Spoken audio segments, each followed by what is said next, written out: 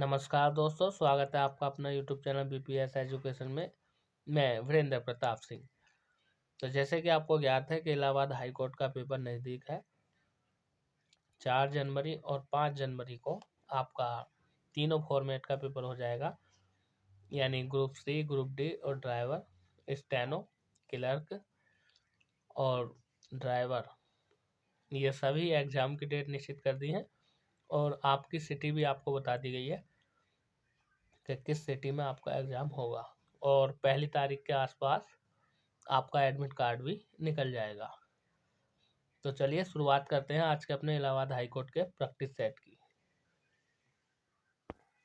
आज का जो प्रैक्टिस सेट हम करने वाले हैं वो थोड़ा तेज़ी से खींचेंगे हम, क्योंकि मैथ के क्वेश्चन भी हमें सोल्व करने हैं। 1 घंटे में 100 के 100 क्वेश्चन करने हैं हमें, ठीक है। चलिए,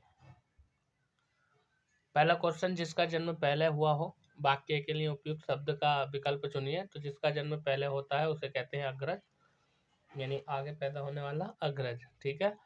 महात्मा शब्द का सही विलोम होगा, तो महात्मा महान है जो आत्मा, और इसका विलोम होगा दुरात्मा, यानी बुरी आत्मा। जिस प्रकार के निबंधों में समास शैली प्रयुक्त होती है उन्हें क्या कहा जाता है। क्वेश्चन नंबर 3 में हमसे ये पूछा है। तो विचारात्मक, ठीक है, यानी जिस प्रकार के जो विचारात्मक निबंध होते हैं उनमें समास शैली प्रयुक्त होती है। आध्यात्मिक का विलोम क्या होगा। तो आध्यात्मिक का विलोम हो जाएगा संसारिक। संसारिक मतलब जिसमें संसार की वस्तुओं के विषय में बात हो, और आध्यात्मिक यानी ऐश्वर्य स्वरूप की बात हो। क्वेश्चन नंबर 5, आरोहण का विलोम शब्द क्या है। तो आरोहण का विलोम हो जाएगा अवरोहण। ऑप्शन नंबर सी आपका राइट आंसर हो जाएगा। यहाँ पर हमसे पूछा पर्यावरण में कौन सी संधि है। तो पर्यावरण में संधि की यदि हम बात करें परि प्लस आवरण, यानी ऑप्शन नंबर बी आपका यण संधि यहाँ पर हो जाएगी। आगे बात कर रहे हैं क्वेश्चन नंबर 7 की। इसमें कहा है कि ग्रीस में कौन सी संधि है। तो भैया दीर्घ संधि है, क्योंकि बड़ी की मात्रा यहाँ पर बन रही है। मैं थोड़ा तेजी से चल रहा हूँ आज, इसलिए क्योंकि मैथ भी सोल्व करना है इसमें हमें। षडानंद में समास बताइए। तो षडानंद में आपका बहुब्रीहि समास हो जाएगा। सप्तऋषि में कौन सा समास है। तो देखिए द्विगु यानी संख्यावाची शब्द है सप्त, तो इसलिए यहाँ पर द्विगु समास हो जाएगा। इंद्र का पर्यायवाची क्या है। तो भैया इंद्र का पर्यायवाची हो जाएगा आपका सुरेश, ऑप्शन नंबर डी। निम्नलिखित में से ईस्ट का पर्यायवाची कौन सा है। ईस्ट के पर्यायवाची की अगर हम बात करें तो काम्य भी है, अभिप्रेत भी है, अभिष्ट भी है, यानी ये सभी। ऑप्शन नंबर डी आपका राइट आंसर यहाँ पर हो जाएगा। उन्मेष में किस उपसर्ग का प्रयोग हुआ है। तो उन्मेष में उपसर्ग के प्रयोग की यदि हम बात करें तो उद प्लस मेष होता है ये आपका। ऑप्शन नंबर बी यहाँ पर राइट आंसर हो जाएगा। क्वेश्चन नंबर 13 में कहा है कि उज्ज्वल की संधि करने का पहला पद क्या होगा। तो उत प्लस ज्वल होता है उज्ज्वल, तो option number A right answer हो जाएगा। सही वर्तनी वाला शब्द बताइए। तो देखिए यहाँ पर आपको बड़ा ही डिफिकल्ट क्वेश्चन है ये जाज्वलयान, ये आपका जाज्वल्यमान, ये आपका ऑप्शन नंबर ए ठीक होगा। क्वेश्चन नंबर 15 की यदि हम बात करें तो इनमें से सही वर्तनी वाला शब्द कौन सा है, ये हमें बताना है। तो जर्जरित, ये ऑप्शन नंबर बी आपका राइट आंसर यहाँ पर हो जाएगा। निर्थक का विलोम शब्द क्या है। निर्थक के विलोम की यदि हम बात करें तो वो हो जाएगा सार्थक, ऑप्शन नंबर ए आपका राइट आंसर यहाँ पर हो जाएगा। ढाढ़स का विलोम शब्द क्या होगा। तो ढाढ़स का होगा आपका त्रास, ऑप्शन नंबर सी यहाँ पर आपका राइट आंसर हो जाएगा। नेक्स्ट क्वेश्चन में कहा है कि जिसे गिनना असंभव हो वह क्या कहलाता है। अनगिनत कहलाता है, यानी अनगिनत, ऑप्शन नंबर सी आपका राइट आंसर हो जाएगा। आगे कहा है कि पीने की इच्छा रखने वाला क्या कहलाता है। तो पीने की इच्छा रखने वाला पिपासु कहलाता है। वही हम बात करें क्वेश्चन नंबर 20 और 21 की। तो 20 में कहा उत्साह शब्द का विशेषण बताइए। तो उत्साह का जो विशेषण होगा ऑप्शन नंबर सी हो जाएगा, उत्साहित। ऑप्शन नंबर सी। कंदरा किसका पर्यायवाची है? तो देखिए कंदरा की अगर हम बात करें तो ये पर्यायवाची है आपका गुफा का है। गुफा को गोह भी बोल देते हैं, गुहा भी बोल देते हैं, यानी ऑप्शन नंबर डी आपका राइट आंसर यहाँ पर हो जाएगा। वहीं आगे हमसे कहा है कि 22, 23, 24 यानी 22 से 24 तक ये गद्यांश पढ़ना है और गद्यांश को पढ़ करके उत्तर देने हैं, ठीक है। तो जरा तेजी से स्क्रीनशॉट लो इसका। अब गद्यांश कौन सा आएगा ये तो हम नहीं कह सकते, लेकिन आएगा इसी प्रकार से। तो इसका स्क्रीनशॉट ले लो भैया, लो चलिए स्क्रीनशॉट लो जल्दी से इसका। और गद्यांश को पढ़ने के बाद अगले क्वेश्चनों के आंसर देने हैं आपको।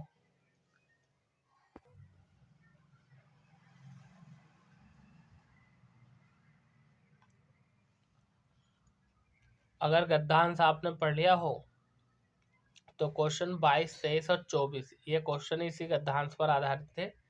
क्वेश्चन नंबर 22 में हमसे पूछा है कि राजापुर गांव उत्तर प्रदेश के किस जिले में स्थित है। तो गद्यांश में हमें बताया गया है कि ये आपका बांदा जिले में स्थित है, राजापुर गांव। गोस्वामी तुलसीदास का जन्म 1554 संवत के शुक्ल पक्ष की सप्तमी को हुआ, किंतु किस महीने में हुआ? यह गद्यांश में स्पष्ट रूप से कह रखा है कि सावन के महीने में हुआ था। बाबा नरहरिदास ने तुलसीदास को किस मंत्र की दीक्षा दी थी? तो गद्यांश में इसका आंसर दिया है राम मंत्र की, ठीक है, दीक्षा दी थी। आगे क्वेश्चन नंबर 25 में क्या कहा है कि माता पिता के देहांत के बाद तुलसीदास को बचपन में ही किसने पाला पोसा? तो भैया इनको पालना पोसने वाली वो चुनिया धाई थी। ऑप्शन नंबर डी आपका राइट आंसर हो जाएगा, ठीक है। अब हम बात करेंगे अंग्रेजी की। भाग नंबर 2 हमारा अंग्रेजी का है। और जैसे कि आप यहाँ पर देख पा रहे हैं पहला क्वेश्चन इस प्रकार है कि इसमें कहा है choose the one which best expresses the meaning of the given word. यानी कहने का मतलब ये है कि वह शब्द चुनो जो दिए गए शब्द का अर्थ सबसे बेहतर ढंग से व्यक्त करता है, ठीक है। यानी स्पेशियस दिया है। तो देखिए अगर इसके हिंदी अर्थ की हम बात करें तो इसका हिंदी अर्थ होता है दिखावा। और यदि हम बात करें तो ए ऑप्शन यानी ये इसका राइट आंसर हो जाएगा। इसका अर्थ भी यही होता है, या हम कह सकते हैं निष्ठाहीन। और वही हम बात करते हैं क्वेश्चन नंबर 27 में कहा choose the best opposite in the meaning to the given words. Opposite का मतलब होता है विलोम शब्द, विपरीत शब्द वाला हमें ढूंढना है। ये दिया ब्रेव। ब्रेव का मतलब होता है बहादुर। अब बहादुर का विलोम क्या होगा ये तो आप जानते हैं, एक तो बहादुर होता है और इसका उल्टा होता है डरपोक, यानी ऑप्शन नंबर ए स्कार्ड यानी डरा हुआ। आगे बात कर रहे हैं क्वेश्चन नंबर 28 की। इसमें कहा है कि fill in the blank with adjective given below the following sentence. मतलब एडजेक्टिव, एडजेक्टिव का मतलब होता है हिंदी में विशेषण। इस वाक्य में कौन सा विशेषण आएगा ये हमसे पूछा है। He was writing a letter with one hand and smoking a cigarette with the. देखिए यदि हम बात करें इसकी तो खाली स्थान भरना है, यानी वह एक हाथ से पत्र लिख रहा था और दूसरे हाथ से सिगरेट पी रहा था। तो यहाँ पर हमसे एडजेक्टिव का प्रयोग पूछा है कि कौन सा आएगा। तो option number C other. Other माने तो दूसरा होता है, यानी एक हाथ से सिगरेट पी रहा था, एक हाथ से पत्र लिख रहा था, अदर माने होता है दूसरा। तो ऑप्शन नंबर सी इसका राइट आंसर हो जाएगा। 29 में कहा fill in the blank with suitable form of verb given below each sentence. यानी प्रत्येक वाक्य के नीचे क्रिया दी गई है, कौन सी क्रिया आएगी वो हमें भरना है रिक्त स्थान में। जैसा हम कह रहे हैं I a lot of work today, यानी आज मेरे पास बहुत ज़्यादा काम है। ठीक है, आज मेरे पास बहुत काम है। और यदि हम बात करें इसमें वर्ब की, तो ऑप्शन नंबर बी यानी डिड आएगा। क्यों? आई डिड ए लॉट, यानी पास्ट इंडेफिनिट है, और हम जानते हैं कि डू फर्स्ट फॉर्म होती है, डिड सेकंड, और डन होती है थर्ड फॉर्म। तो सेकंड फॉर्म डिड का प्रयोग यहाँ पर किया जाएगा। क्वेश्चन नंबर 30 में कहा fill in the blank with the suitable from a adverb. Adverb का मतलब होता है क्रिया विशेषण। Given below the sentence. वाक्य दिया है यहाँ पर, मतलब रिक्त स्थान भरना है। मिस्टर पाठक फाउंड मी रनिंग। मिस्टर पाठक यानी जो मिस्टर पाठक हैं, उन्होंने मुझे दौड़ते हुए पाया। फाउंड माने पाया, मी माने मुझे, रनिंग माने दौड़ते हुए। तो यहाँ पर आ जाएगा फास्ट, यानी उन्होंने मुझे तेज दौड़ते हुए पाया। तो ऑप्शन नंबर ए आपका राइट आंसर यहाँ पर हो जाएगा। आगे क्या रखा है इसमें कि fill in the blank with the proper conjunction, choosing from the alternative, choosing from the alternatives A, B, C and D। यानी कहने का मतलब यह है हमें ए बी सी डी में से उचित संयोजक चुनना है। कंजक्शन का मतलब होता है संयोजक, मतलब जो दो वाक्यों दो शब्दों को जोड़ता है। जैसे यहाँ पर वाक्य दिया है हैड ही अराइव्ड, यानी वह आया था। वहन माने जब, he had a leave again, यानी फिर उसे जाना था। तो यहाँ पर जो आएगा आपका क्वेश्चन नंबर 31 में है, ऑप्शन नंबर 1 आएगा, यानी स्कार्सली। ठीक है ना, यहाँ पर स्कार्सली का प्रयोग किया जाएगा। और स्कार्सली की यदि हम बात करें तो इसका अर्थ होता है शायद ही। शायद ही वह आया, शायद ही वह तब आया था जब उसे फिर से जाना था। तो ऑप्शन नंबर ए आपका राइट आंसर यहाँ पर हो जाएगा। यहाँ हमसे कहा इसमें fill in the blank with appropriate preposition given below the sentence. यानी ये वाक्य दिया he can not approve his conduct.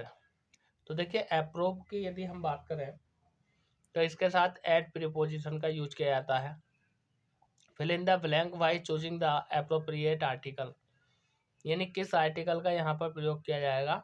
Rohit is untidy boy. ठीक है, यानी गंदा लड़का है। तो देखिए इसके साथ जो अन दिया ना, तो इसके साथ जो प्रयोग किया जाएगा वो आपका ऑप्शन नंबर ए यानी एन का प्रयोग किया जाएगा। आर्टिकल है ये। ठीक है, सभी प्रैक्टिस सेट में मैंने व्याख्या सहित बताया है, इसमें थोड़ा जल्दी कर रहे हैं क्योंकि हमें मैथ भी सोल्व करना है। Fill in the blank with suitable determiner given below the sentence, यानी वाक्य के नीचे दिए गए उपयुक्त निर्धारक स्थान की यानी रिक्त स्थान की पूर्ति करो। यानी there isn't fruit is the, यानी रेफ्रिजरेटर, यानी फल नहीं है। अब यहाँ पर हमें रिक्त स्थान की पूर्ति करनी है, तो देयर इजंट, तो देखिए एनी आएगा। ठीक है, एनी फ्रूट्स यानी कोई फल नहीं है। क्वेश्चन नंबर 35 की अगर हम बात करें तो इसमें क्या रखा है model auxiliary verb given below the sentence, यानी God help you. God help you, भगवान आपकी मदद करे। तो यहाँ पर जो भरा जाएगा वो आपका मे आएगा, और आप जानते हैं गॉड से पहले मे का यूज किया जाता है। आगे यहाँ पर कहा है कि कंप्लीट द फॉलोइंग सेंटेंस, मतलब जो वाक्य दिया है इसे पूरा करो। कैसे पूरा करेंगे। Man is born according to H.W. Longfellow, यानी लॉन्ग फॉलो के अनुसार मनुष्य का जन्म होता है। तो यहाँ पर to be up and doing, option number C आएगा। यानी कहने का मतलब यह है कि सक्रिय रहना, सक्रिय रहने के लिए, एक्टिव रहने के लिए मनुष्य का जन्म होता है। आगे हमसे पूछा है कि in the following question a sentence has been given a active passive, ठीक है ना, यानी एक्टिव वॉइस हमसे पूछ रहा है, एक्टिव पैसिव का वाक्य दिया, who taught her such things, यानी कहने का मतलब ये है कि वे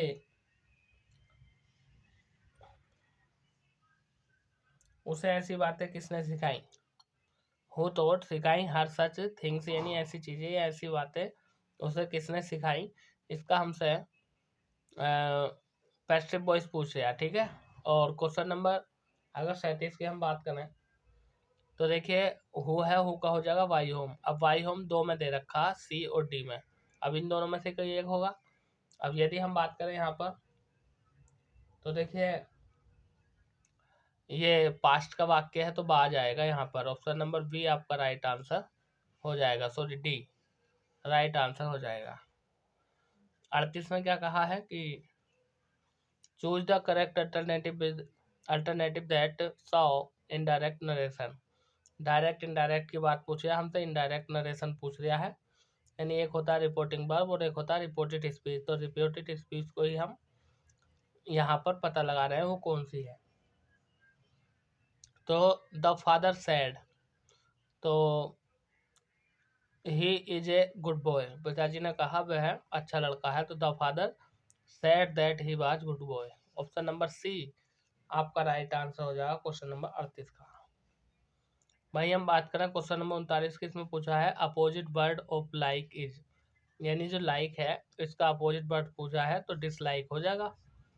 नहीं, लाइक माने पसंद करना और डिसलाइक मीन्स ना पसंद करना। तो 39 का आंसर ऑप्शन नंबर ए। 40 में कहा है कि point out the figure of speech, यानी हमसे फिगर ऑफ स्पीच पूछिए। इसमें I hear the lake water lapping with the sound by the shore. अब यहाँ पर अगर हम बात करें फिगर ऑफ स्पीच की तो ओमना पैटिया हो जाएगी, ऑप्शन नंबर डी आपकी ओमना पैटिपिया, ये फिगर ऑफ स्पीच हो जाएगी। वही हम बात करें 41 की, तो 41 में कहा हमसे कि choose the alternative given the word which is most nearly the same meaning of the given word. Same meaning का मतलब होता है इसका पर्यायवाची हमसे पूछे, यानी जो ये है जो अर्थ इसका है वही अर्थ इन चारों में से किसका है, ये हमसे पूछा है 41 में। तो देखिए यदि आपका 45 इसका मतलब होता है मजबूत, और वहीं हम बात करें तो स्टैंड इसका मतलब भी होता है मजबूत, और ये ही इसका आंसर हो जाएगा। नेक्स्ट क्वेश्चन की बात करते हैं।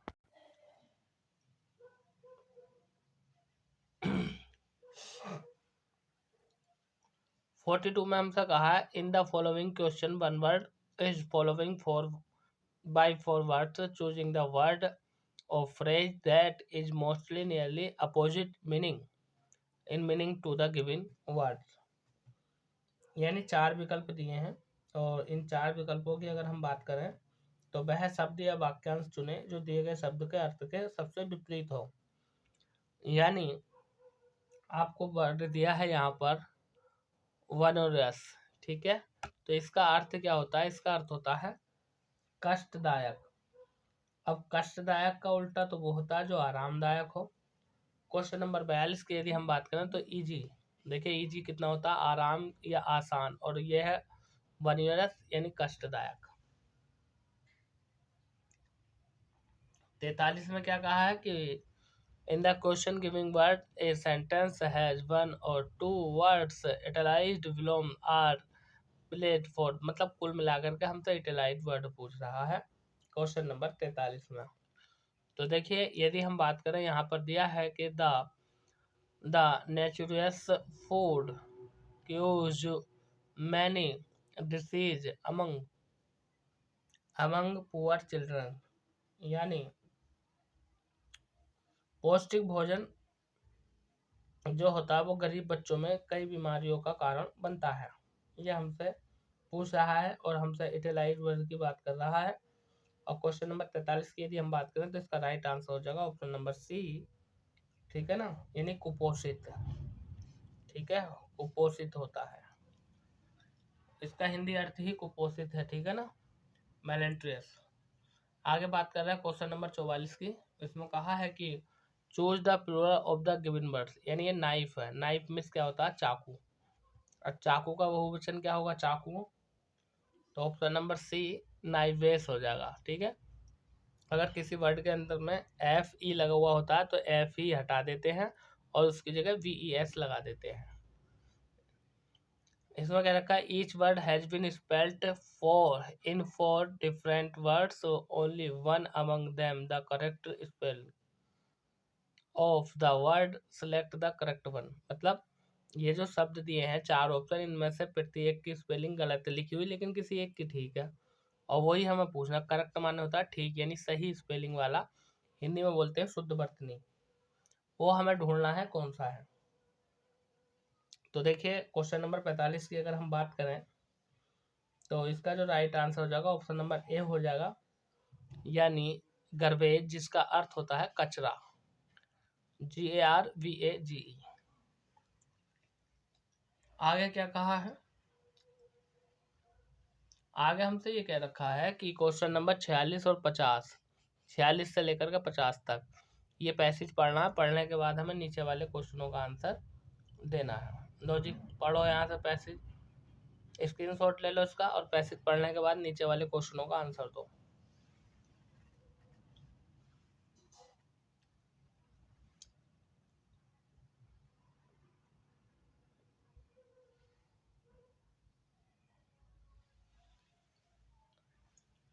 तो देखिए आगे अगर हम बात करें, पैसेज का स्क्रीनशॉट ले लो, और स्क्रीनशॉट लेने के बाद आराम से आप जो है इसको पूरा पढ़ना, और पढ़ने के बाद इसके उत्तर इसी में से छांट करके आपको देने होते हैं। ठीक है ना?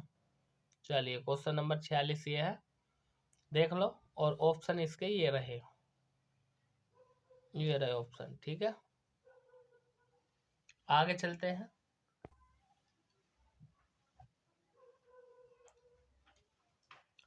एक घंटे का टाइम सिलेक्ट किया है मैंने, 1 घंटे तक वीडियो बनानी है। 1 घंटा जैसे ही हो जाएगा आपका वीडियो कट हो जाएगा, इसलिए 1 घंटे में 100 क्वेश्चन हमें करने हैं। मैथ भी करना है, मैथ सॉल्व करना है। ठीक है,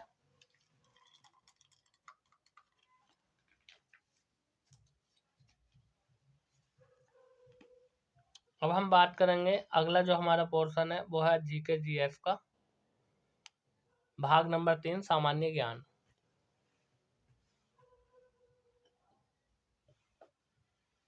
क्वेश्चन नंबर 51 में हमसे पूछा है कि निम्नलिखित में से कौन सा सूचना का अधिकार अधिनियम 2005 से संबंधित है। तो सूचना का अधिकार अधिनियम 2005 से संबंधित है नामित यानी शर्मा बनाम भारत संघ। ऑप्शन नंबर सी इसका राइट आंसर है, नमित शर्मा बनाम भारत संघ। सूचना का अधिकार होता है राइट टू इंफॉर्मेशन। संविधान की विषय सूची में दिए गए विषयों के अतिरिक्त विषय पर कौन कानून बना सकता है? भारतीय संविधान की अनुसूची 7 की बात करें तो उसके 3 पार्ट हैं, यानी संघ सूची जिस पर केंद्र सरकार कानून बनाती है, और संवर्ती सूची जिस पर दोनों बनाती है, राज्य सरकार और केंद्र सरकार, और राज्य सूची जिस पर राज्य सूची का मतलब सरकार कानून बनाती है। लेकिन ऐसे विषय जो दोनों के दायरे में नहीं आते उन पर कानून बनाएगी संसद। और यही हमसे पूछा है, क्वेश्चन को एक बार पढ़ लो, आपकी समझ में आ जाएगा। तो बामन का आंसर हो जाएगा ऑप्शन नंबर बी।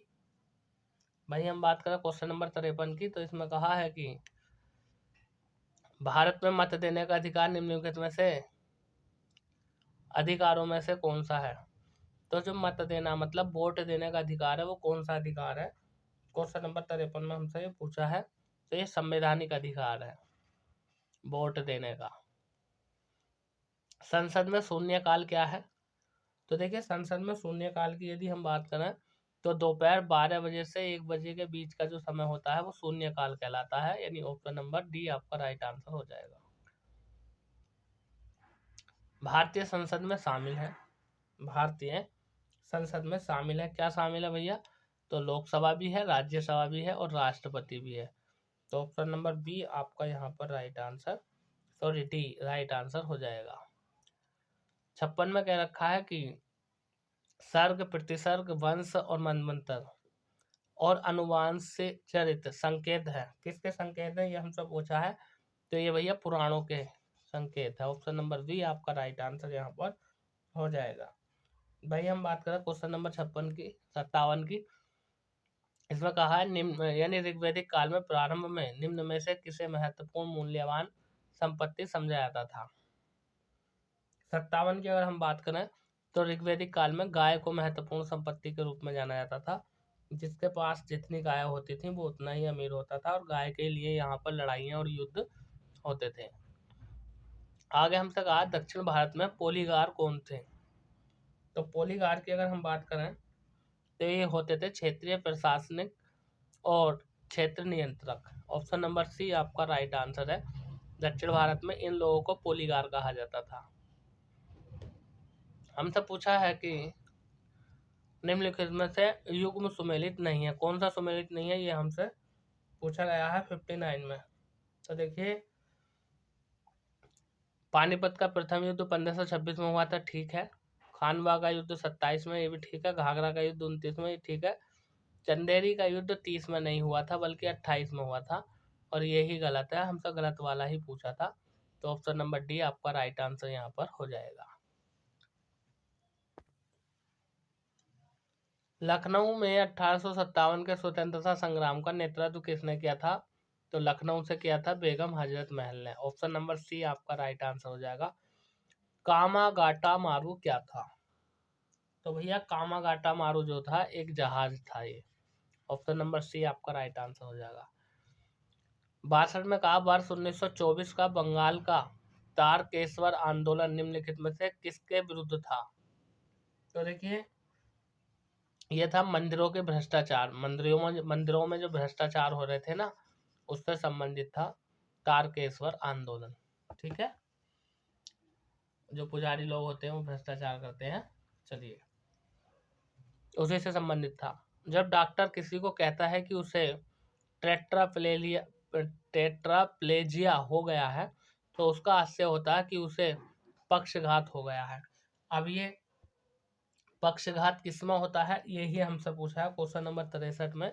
तो इसका राइट आंसर हो जाएगा ऑप्शन नंबर डी, यानी कि दोनों हाथों एवं दोनों पैरों में जो होता है उसी को बोलते हैं टेट्राप्लेजिया, पक्षाघात। ठीक है, तो ऑप्शन नंबर डी आपका राइट आंसर यहाँ पर हो जाएगा। मानव गुर्दे में पथरी निम्नलिखित से किसकी वजह से बनती है। तो ये तो बहुत हल्का क्वेश्चन है, आपको पता भी होगा। जो पथरी बनती है उसको कैल्शियम ऑक्जिलेट बोलते हैं, या कैल्शियम ऑक्जिलेट की पथरी बनती है। 65 में क्या कहा है कि निम्नलिखित में से कौन सा जल जनित रोग है, मतलब जो दूषित जल के पीने से सेवन करने से होता है उसकी बात कर रहा है। तो वो है आपका हैजा। Option number C right answer हो जाएगा क्वेश्चन नंबर 65 का। भाई हम बात करें 66 की, तो इसमें कहा निम्नलिखित में से कौन सा तना है। तो देखिए तने की यदि हम बात करें तो ऑप्शन नंबर बी यानी कि अदरक एक तने का उदाहरण है। कांसा मिश्र धातु है, मतलब जो कांसा है वो किस किस की मिश्र धातु है 767 में हमें ये बताना है। तो इसका राइट आंसर हो जाएगा ऑप्शन नंबर ए, तांबा और टिन की मिश्र धातु है कांसा। 68 में क्या कहा है कि नैनो प्लग संबंधित है। तो नैनो प्लग संबंधित है किससे, ये हमसे पूछा, तो एक छोटे सुनने वाले यंत्र से। आगे कह रखा है कि वर्ष 1944 में गांधीवादी योजना को प्रोत्साहित किया था, किसने किया था, यह हमसे पूछा है 69 में यानी 69 में। तो श्रीमन नारायण अग्रवाल थे। ऑप्शन नंबर डी आपका राइट आंसर यहाँ पर हो जाएगा। 70 में कहा है कि हमारे उपग्रह में मृदु जल की सर्वाधिक मात्रा होती है। हमारा जो उपग्रह है, हमारे उपग्रह में यानी पृथ्वी का उपग्रह कौन है, चंद्रमा। तो मृदु जल की सर्वाधिक मात्रा होती है, कहाँ पर होती है ये हमसे पूछा है क्वेश्चन नंबर 70 में। तो ऑप्शन नंबर सी महाद्वीपीय एवं पर्वतीय हिमनदियों में, ये इसका राइट आंसर यहाँ पर हो जाएगा ऑप्शन नंबर सी। 71 में क्या कहा है,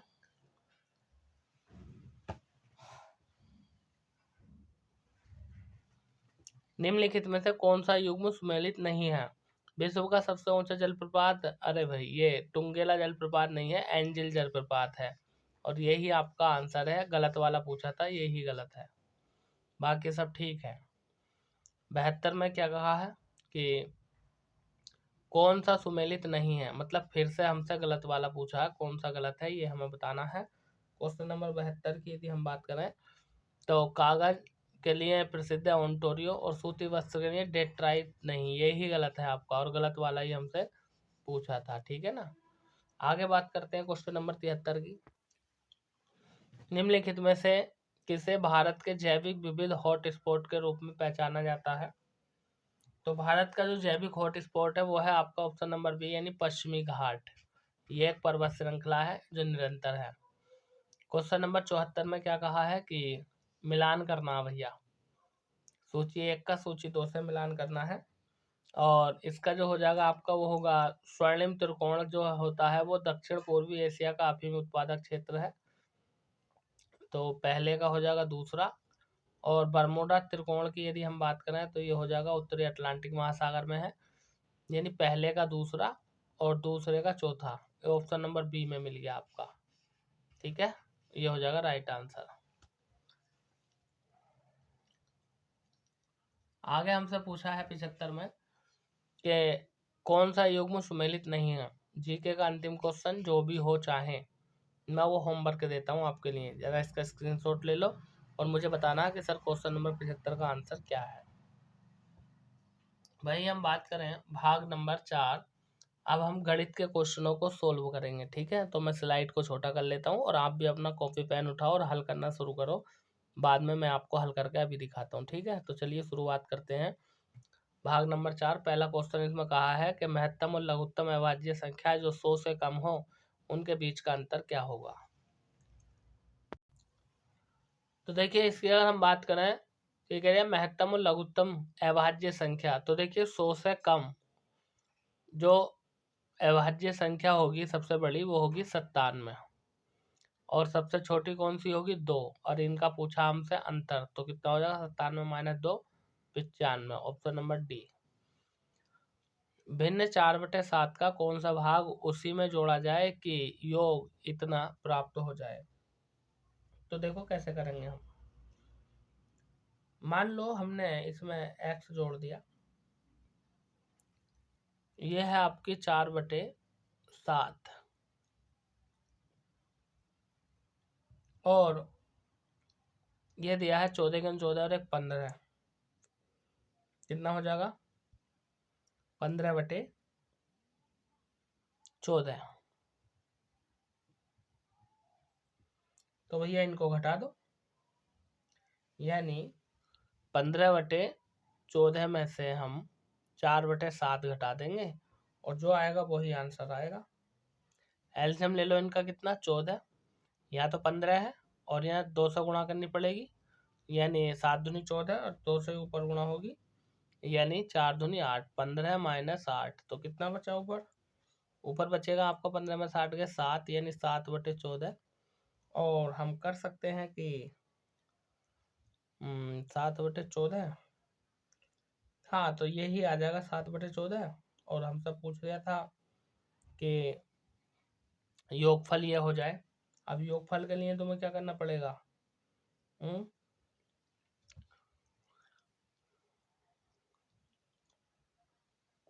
एक्स मान लो, एक्स मान लो 7×7=49/14 × 4, 14 चौका, या एक काम करो 7 से काट दो, 7 दूनी 14, 7 7 49, और ये हो जाएगा 4 दूनी 8, 7/8, वो जी आंसर। अगले साल में हमसे कहा है कि 256 की घात 5/4 का मान क्या होगा। देखो भाई हम जानते हैं ये जो 256 है, इसे 256 को लिख लूंगा 4 की घात 4 और इसकी भी घात 5/4 जो दी है, 256 को लिखा मैंने ये। अब हम जानते हैं क्या, ब्रैकेट हटा दो, 4 की घात 4 ये चल गया गुणा 5/4, इस 4 से ये कट जाएगा, 4 की घात 5 आ गया, और 4 की घात 5 का मान होता है 1024। कहाँ है, ये है ऑप्शन नंबर बी। आगे क्या कह दिया है, 5 क्रमागत संख्याओं का औसत 55 है। यदि प्रथम दो पूर्णांकों का औसत 27 है तो अंतिम दो पूर्णांकों का औसत 55 हो तो मध्य का पूर्णांक क्या होगा। देखो भाई कैसे ज्ञात करेंगे, पहले 5 का योग निकाल लो। 5 का योग यानी 5 गुणा कितना दिया 55, तो 5 गुणा 55 यानी 5 पंजे 25, हाथ से लगे 2 और 5 पंजे 25 और 2 27, ये 5 का आ गया। अब प्रथम 2 का निकाल लो, कितना दिया है 2 का दिया 27 यानी 2 गुणा 27, 27 दूनी कितना होता है 54। और वो कह रहा है अंतिम दो पूर्णांकों का यानी अंतिम 2 गुणा कितना दिया है 55, 55 दूनी कितना होता है 110। ठीक है, देखो 2 का प्रथम का है 2 अंतिम का है, 4 हो गए और 5 का योग दिया, तो इन चारों का जोड़कर घटा दो यानी 275 माइनस 54 और 110 जोड़ दो। जब 54 और 110 जोड़ेंगे तो ये हो जाएगा 164, और जब 275 में से 164 हम घटाएंगे तो 111 बचेगा और यही आंसर है। ठीक है, क्वेश्चन नंबर 80 में क्या कहा है, 1 से 20 के बीच अभाज्य संख्याओं का औसत क्या होगा। तो 1 से 20 अभाज्य संख्याओं का औसत की यदि हम बात करें तो कौन कौन सी होंगी अभाज्य संख्याएं 1 से 20 के बीच की। एक तो आपकी हो जाएगी 2, 3, 5, 7 और 11 और 13, एक हो जाएगी 17 और एक हो जाएगी 19। अब इन सबको जोड़ दो, जब इन सबको जोड़ोगे तो आएगा तुम्हारा 77। हमसे पूछा औसत टोटल कितनी है 1 2 3 4 5 6 7 8, तो 77/8 यही आंसर आ जाएगा। ज़्यादा करो इसे भाग दे दो, और हम 8 से इसे भाग देंगे 8 9 72 यानी 9 सही 5/8। ऑप्शन नंबर बी आपका राइट आंसर हो जाएगा।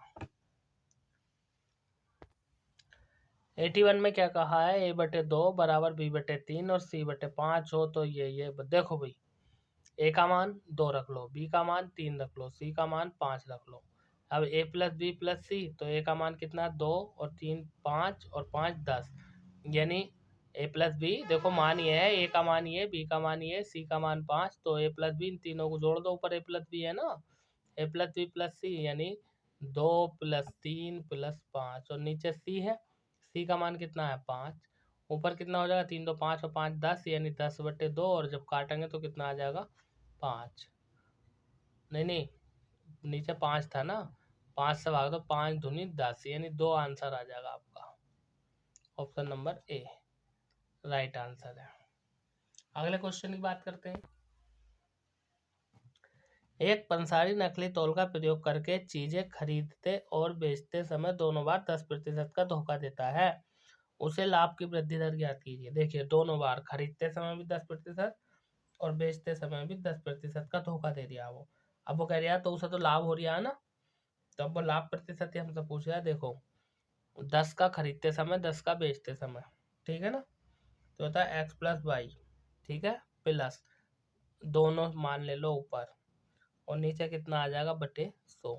देखो इससे तो ये कट जाएगा क्योंकि 10 100 और 100/100 ये कितना हो गया 20, ये हो गया आपका 20, और यहाँ कितना बचा 1/1 यानी कुल मिलाकर के 1, कुल मिलाकर के 21 आपका आंसर आ जाएगा। Option number B. Question number 83 में कह रखा है कि 800 की धनराशि 3 वर्षों में साधारण ब्याज पर 920 की हो जाती है।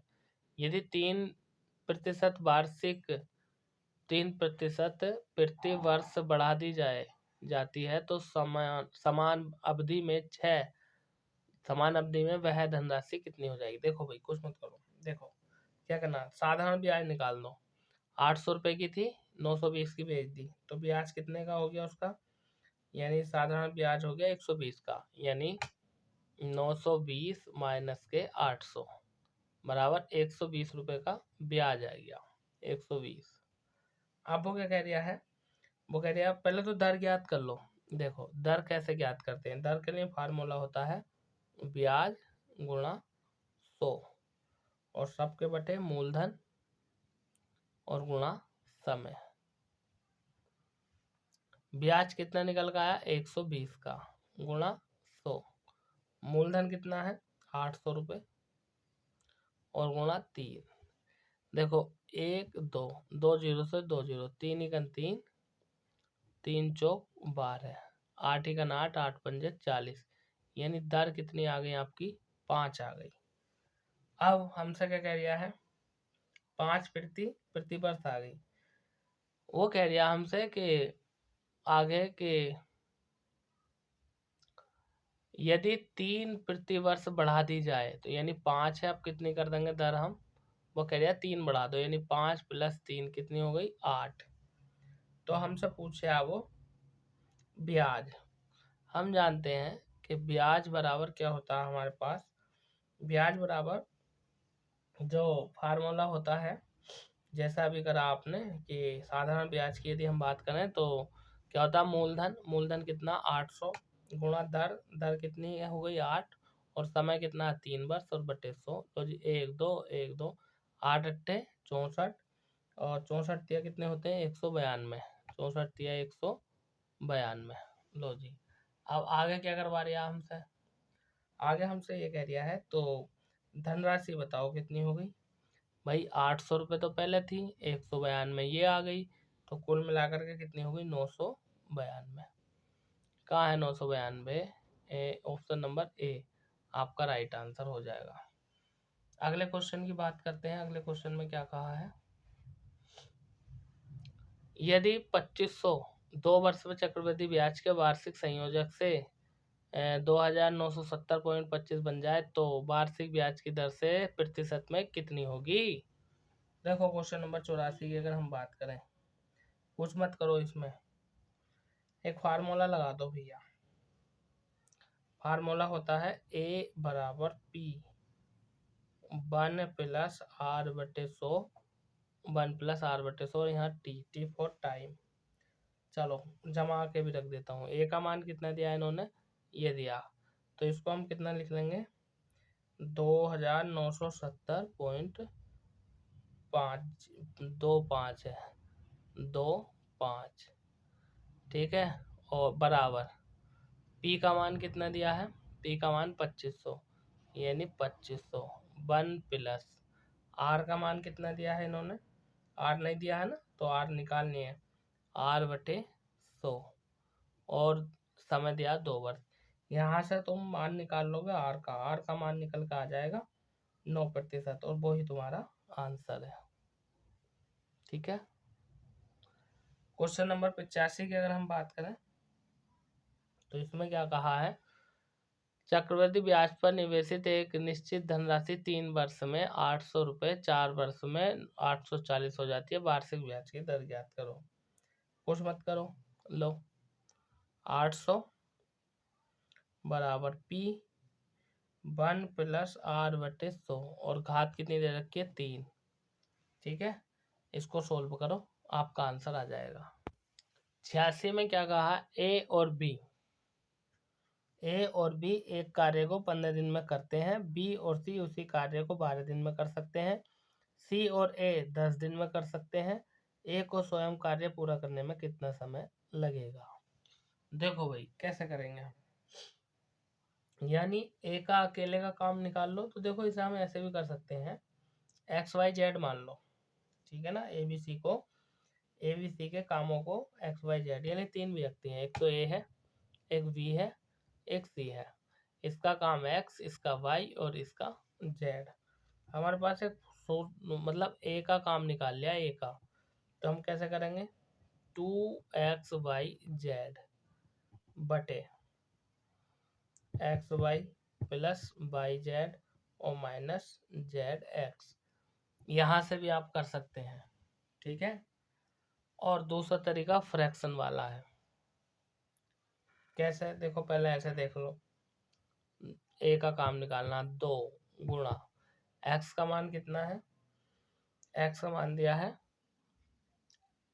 पहले 15 है, तो ये हो जाएगा 15 गुणा वाई का मान कितना है 12 और ये 10, ठीक है, गुणा 12 गुणा 10, इन सब के मान रख दो नीचे, यानी ये हो जाएगा 15 गुणा 12 प्लस 12 गुणा 10 माइनस 10 गुणा 15। दूसरा तरीका बताऊंगा मैं आपको। तो देखो ऊपर जब सबकी गुणा करेंगे तो ये हो जाएगा 3600 बटे नीचे कितना हो जाएगा 12 की और 15 गुणा करो तो ये हो जाएगा आपका 180 प्लस और 12 ढाई 120 माइनस ये हो जाएगा 150। जब इनका जोड़ घटा गुणा भाग करोगे तो ऊपर तो 36 तो है ही तुम्हारा और नीचे आ जाएगा तुम्हारा, इन दोनों को जोड़ कर 150 घटा दोगे तो 150 आ जाएगा, 0 से 0 और इसको काट पीट करोगे तो आपका आ जाएगा 24 दिन। एक तो ये आ गया आंसर। दूसरा कैसे करोगे, दूसरा तरीका भी देख लो। दूसरा कह रहा है कि ए प्लस बी कितने दिन में कर रहे हैं 15 दिन में। तीसरा कह रहा है बी प्लस सी कितने दिन में 12 दिन में। फिर कह रहा है सी प्लस ए यानी सी प्लस ए 10 दिन में। अब इन तीनों का एलसीएम ले लो, कितना आ जाएगा, इनका एलसीएम ले लेंगे हम 60, 15 चौका 60 और ये हो गया तुम्हारा 15 चौका 60 और 12 पंजे 60 और 10 छंग 60। ठीक है, तो यहाँ से हो जाएगा, सबको जोड़ दो, एक ए ये है, एक ए ये है, एक बी ये, एक बी ये, एक सी एक सी है, मतलब 2 ए 2 बी 2 सी और ये ले लेंगे हम कॉमन। तो ए प्लस वी प्लस सी बराबर कितना है 60 और इससे इसे काट दो तो ए प्लस वी प्लस सी बराबर कितना हो जाएगा 30। यहाँ से किसी एक का मान निकाल लो, यानी ए प्लस वी बराबर 30 माइनस हो जाएगा सी। तो यहाँ से भी आप कर सकते हो इसे। ठीक है, चलिए अगले क्वेश्चन की तरफ चलते हैं दोस्तों। अगला क्वेश्चन नंबर 87। इसमें क्या कहा है, इसमें क्या रखा है कि यदि अलग अलग किसी कार्य को पूरा करने में x को 4 घंटे लगते हैं, उसी कार्य को पूरा करने में y को 8 घंटे लगते हैं, तो दोनों मिलकर उस कार्य को कितने समय में पूरा कर लेंगे। देखो भाई दो तरीके से हो जाएगा, एक कुल समय निकालना है, 87 की बात कर रहे हैं। तो x को लग रहे हैं 4 घंटे और y को लग रहे हैं 8 घंटे। तो एक तरीका ये होता है हमारे पास एक्स वाई बटे एक्स प्लस वाई, मान ये रखें 4 गुणा 8 बटे 4 प्लस 8। 8 चौक कितने होगा, ऊपर हो गया 32 और नीचे 8 4 12, 8 4 12। अब यदि हम बात करें तो ये हो गया 32 बटे 12, समय पूछ रहा 60 से गुणा कर दो, कितना हो जाएगा 12 पंजे 60 और यदि हम बात करें 32 पंजे 160, ये आंसर आ जाएगा आपका। ठीक है, अब इसको आप ऐसे भी कर सकते हैं कि एक तो हो गया x और एक हो गया y। x को काम करने में कितने घंटे लग रहे हैं 4 घंटे, इसको काम करने में कितने लग रहे हैं 8 घंटे, दोनों का एलसीएम ले लो। ठीक है, और एलसीएम कितना लेंगे 8 ही आ जाएगा। तो इस तरीके से भी आप कर सकते हैं फ्रैक्शन से, यानी 4 दूनी 8, 8 ही का 8। ठीक है, दोनों की वैल्यू कितनी आ गई 3, 3 नहीं 8 है और गुणा 60 से ले लेंगे। ठीक है, तो यहाँ से भी हो जाएगा। तो कैसे करेंगे इसे, इसे हम कर लेंगे यानी कि 8 बटे 3 गुणा 60 है ना, काट दो कितना हो गया 20 और 20 अट्ठे 160। लो जी, ऐसे भी आ गया आपका आंसर। आगे देखो आगे क्या कहा हमसे, ये कह रहा है कि निर्देश पढ़ो और 88 से 90 तक इसको पढ़ करके आंसर दो। कैसे, जरा देखिए इधर, ये प्रथम श्रेणी है और जो डार्क है द्वितीय श्रेणी है और जो खाली है ये वाला ये तृतीय श्रेणी है और जो लाइनों वाला ये अनुत्तीर्ण है। ठीक है, अब देखो क्वेश्चन नंबर 88 में क्या कहा है। 88 में हमसे पूछा है कि कहाँ गया 88, ये आ गया 88। देखो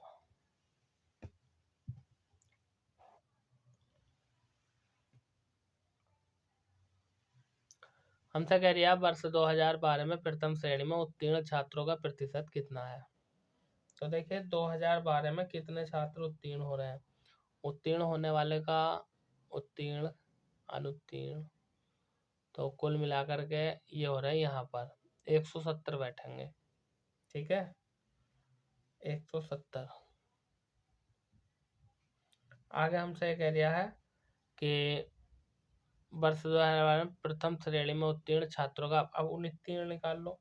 तो उत्तीर्ण कितने निकलेंगे 20, यानी 20/170 गुणा 100, एक। ठीक है, कुल मिलाकर के इसकी गुणा इसमें हो जाएगी, हो जाएगा 200/17। और जब 200 को 17 से भाग देंगे तो ये हो जाएगा तुम्हारा 11 सही 13/17, और ये ही आंसर आ जाएगा, ऑप्शन नंबर डी।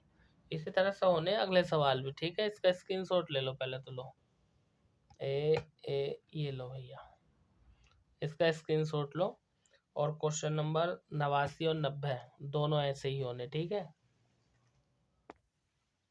89 में क्या कहा, वर्ष 2012 में अनु यानी उत्तीर्ण छात्रों का प्रतिशत कितना था। देखो उत्तीर्ण हुए थे कितने 170, और अनुत्तीर्ण कितने हुए थे 30, यानी 170 माइनस के 30 बराबर 140 आ गया।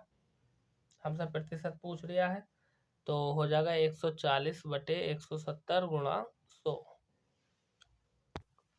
अब इसे क्या करना, भाग कर दो भी। देखो एक जीरो से ये जीरो काट दो, कुल मिलाकर के 14 ऊपर बचा और डबल जीरो ये, और नीचे हो गया 17। जब 17 से 1400 को भाग दोगे तो ये हो जाएगा तुम्हारा 82 सही 6/17। देख लो कौन से ऑप्शन में है, ऑप्शन नंबर डी में आपका राइट आंसर है। और 90 की यदि हम बात करें तो ये भी आपका पैराग्राफ से ही होगा पढ़ करके।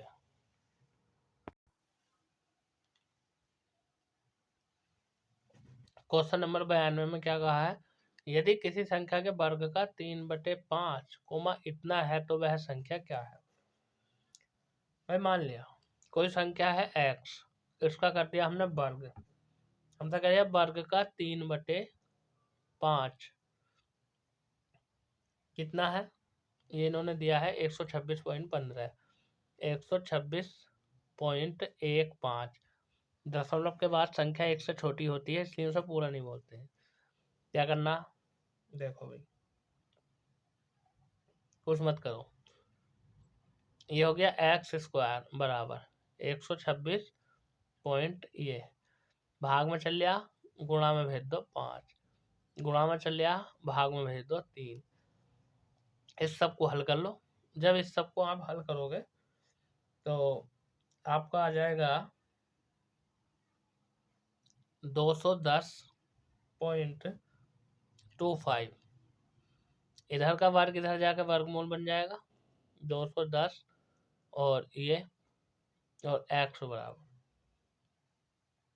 जब इसका निकालोगे तुम तो इसका निकल कर आएगा आपका 14.5। कहाँ दिया है आपका, ऑप्शन नंबर डी में, ये दिया है सी में।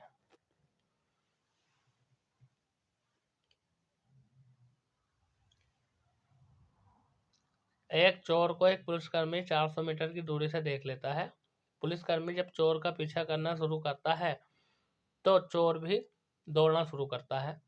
यदि चोर की गति 5 किलोमीटर प्रति घंटा और पुलिसकर्मी की गति 9 किलोमीटर प्रति घंटा हो तो पुलिसकर्मी द्वारा चोर को पकड़ने से पहले चोर द्वारा तय की गई दूरी क्या होगी।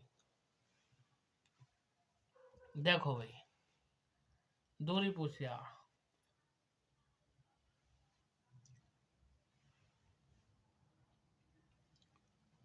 400 मीटर है, उसकी गति 9 है, उसकी गति 5 है, तो गति 9 - 5 बराबर 4। किसकी है, पुलिसकर्मी की चाल। ठीक है, चाल निकाल लो, 4 गुणा, देखो दूरी बटे चाल, चाल कितनी है, तो 4 गुणा 5 और 18 से मैं गुणा कर दूंगा, तो कुल मिला करके तुम्हारा कितना आ जाएगा 2, 9 यानी 10/9। चोर को पकड़ने में कितना समय लगेगा? टोटल दूरी 400 है, हम करेंगे ये 10/9, तो 9 ऊपर पहुंच जाएगा और नीचे रह जाएगा आपका 10, इससे ये कट जाएगा 4 9 36, 360। 360 तो ये लगेगा समय आपका। हमसे पूछ रहा है अब तो चोर कितनी दूरी तय करेगा, तो 5 उसकी चाल है, 5/18 से मैं गुणा कर दूंगा, सेकंड में चल रही है बात, और 360 ये है। 18 दूनी 36, 5 पंजे 25 और 25 दूनी 50 यानी 500 मीटर। ऑप्शन नंबर सी। आगे देखो, हमसे यहाँ पर कह रखा है कि किसी यात्रा का 1/3 भाग 25 किलोमीटर प्रति घंटा की दर से तय किया गया, 1/4 भाग 30 किलोमीटर प्रति घंटा की दर से तय किया गया, शेष 50 किलोमीटर प्रति घंटा की दर से तय किया गया। संपूर्ण यात्रा का औसत चाल किलोमीटर प्रति घंटा में कितना है? देखो भाई,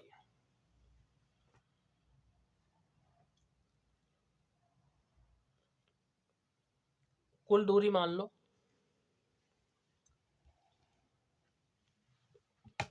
टोटल दूरी हमने मान ली x, 25%, 30%, 50%। तो अब जब इनका प्रतिशत निकालेंगे तो कितना आ जाएगा? 3/25, और दूसरे का आ जाएगा 4/30। प्रतिशत निकालेंगे ना इनका, तीसरे का आ जाएगा आपका 12/50। फ्रैक्शन है इनकी। अब इन सबको जब काटोगे, टोटल दूरी निकालोगे और समय में, तो ये आ जाएगा आपका x/75 plus x/120 plus x/120। 120 ये है, 120 ये है, तो कुल मिलाकर के टोटल दूरी निकालनी है ना हमें। जब इसको हल करोगे आप, तो आपका आंसर आ जाएगा 33 सही 1/3 किलोमीटर प्रति घंटा। ये है, जब आप हल करोगे तो हल करने के बाद यही आएगा। अगला क्वेश्चन,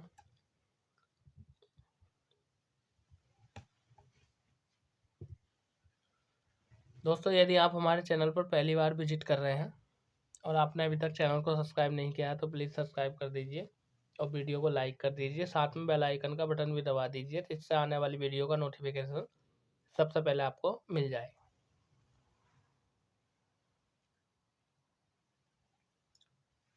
95 में क्या कहा है कि एक आयताकार प्लाट का परिमाप 48 है, क्षेत्रफल इतना है, तो प्लाट का आयाम कितना होगा? देखिए भाई, आयाम का मतलब परिमाप पूछ दिया है, हम जानते हैं ये होता है 2x + y। ठीक है, इसका मान कितना दिया इन्होंने? 48। 2 से काट दो, 24 बार, तो ये हो गया x + y = 24। समीकरण नंबर 1। अब इनका क्षेत्रफल गुणा यदि हम करेंगे तो एक्स वाई बराबर कितना है? 108। यहाँ से एक्स वाई का मान निकाल लो और इसमें रख दो, आपका आंसर आ जाएगा। अब वीडियो समाप्त होने वाला है, क्योंकि मैंने 1 घंटे का टाइम सिलेक्ट किया था, लेकिन अभी भी 3-4 क्वेश्चन रह रहे हैं। इनको करने के लिए समय नहीं है, क्योंकि वीडियो समाप्त हो जाएगा। आप इनका स्क्रीनशॉट ले लो और कर लेना, ठीक है। क्वेश्चन नंबर 96 की यदि हम बात करें तो 27,720 इसका आंसर आएगा। Option number A. वहीं हम बात करें 97 की, तो 97 का जो आंसर आएगा वो आपका -4a² प्लस के 2a प्लस के 7 ये आएगा। और 98 का आंसर की यदि हम बात करें तो आपका यहाँ पर 2 ऑप्शन और नीचे हैं अभी।